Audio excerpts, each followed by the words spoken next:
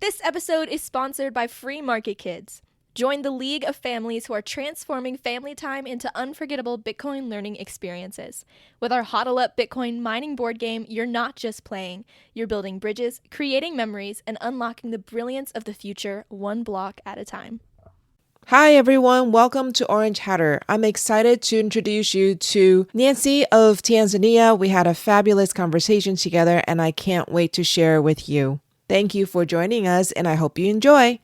Thank you very much, Nancy, for joining today. I would love for you to tell our audience a little bit about yourself and how you came to Bitcoin. Thanks for having me, Tali. I'm really excited to be here having a chat with you. A little bit about myself. I live in Tanzania, so I was born here. We moved around a bit. My parents worked in Botswana and then Zimbabwe, and then we moved to Papua New Guinea in the South Pacific.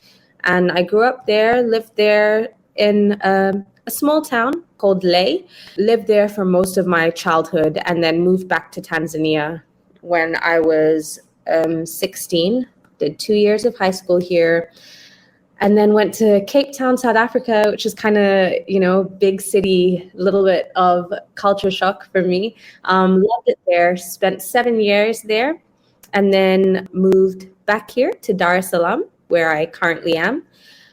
I'm married to Don, and that is how I got to know about Bitcoin. So through Don, my husband. Goodness, where did it start? So when Don and I met, Bitcoin was nowhere in the picture.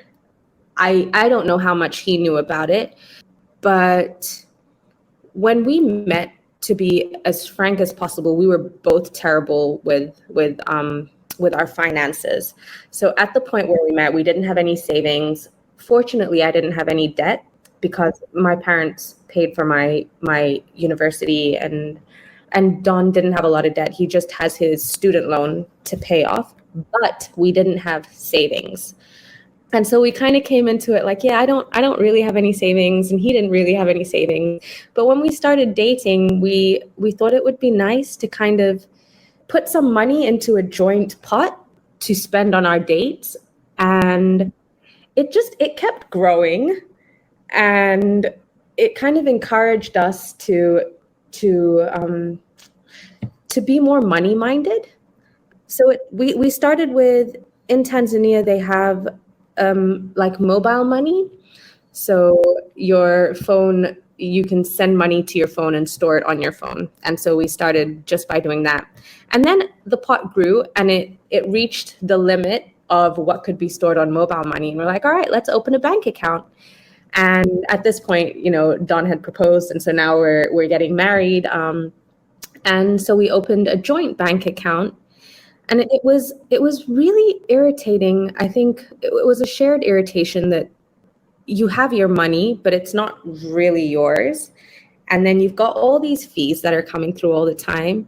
But at the time, we were just like, okay, well, this is what it is. This is the way the world works, and this is what we have to do. So we opened up a bank account, and then we had to open up several other bank accounts because it's like, okay, well, you want one for your savings, and you want one for this, and you want one for this. And yeah, honestly, it was a lot of bank fees. It was a lot of bank accounts, but we're still cool. We're like, okay, no, we can keep doing this. But I think where Don really started seeking was, it felt, so we were staying in a sort of upmarket part of Dar es Salaam, but it really felt like we were living like month to month. And it was really frustrating because we both had full-time jobs. We were both working at international schools, but for some reason, it just felt like we couldn't save anything. Like nothing we did made a difference.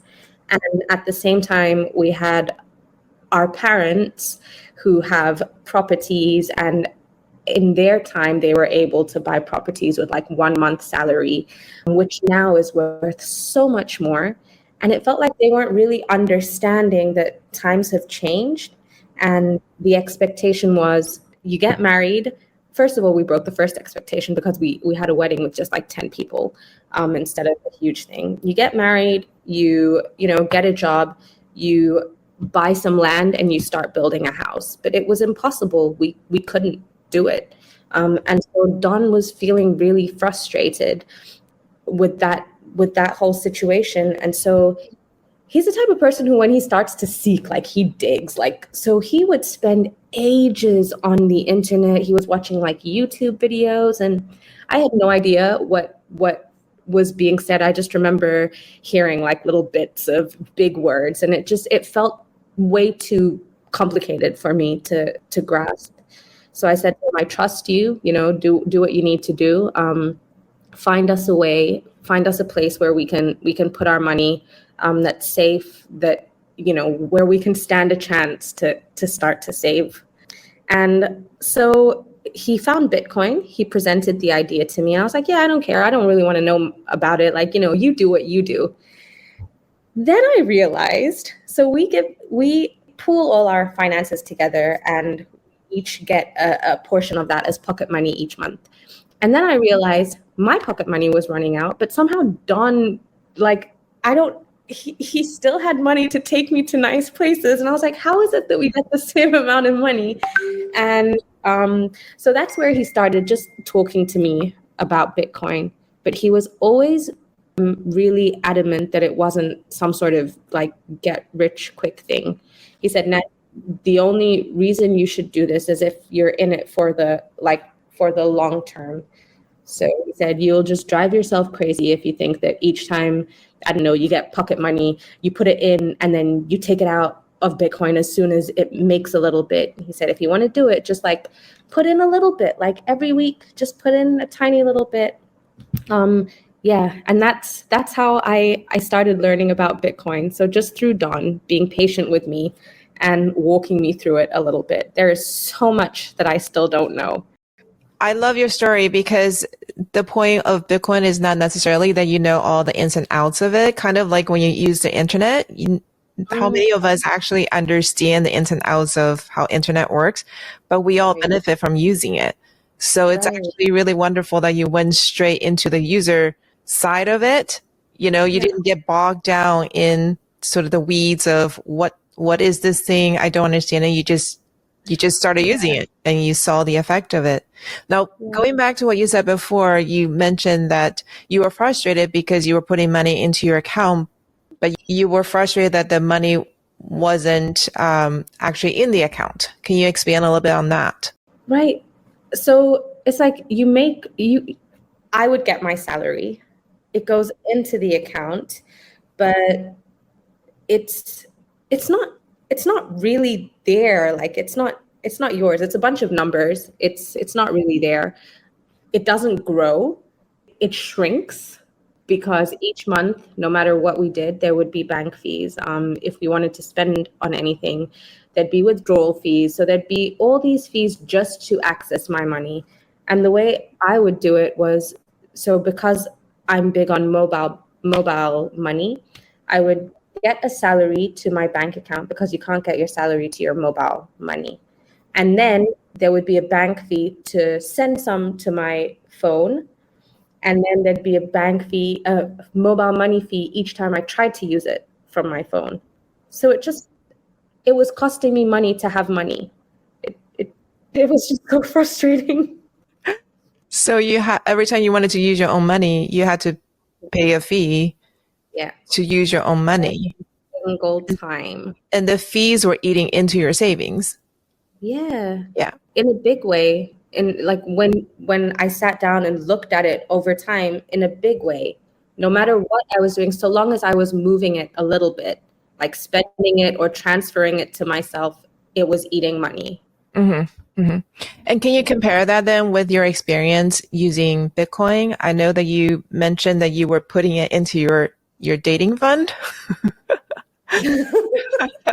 which I think is amazing and wonderful. You guys are so disciplined.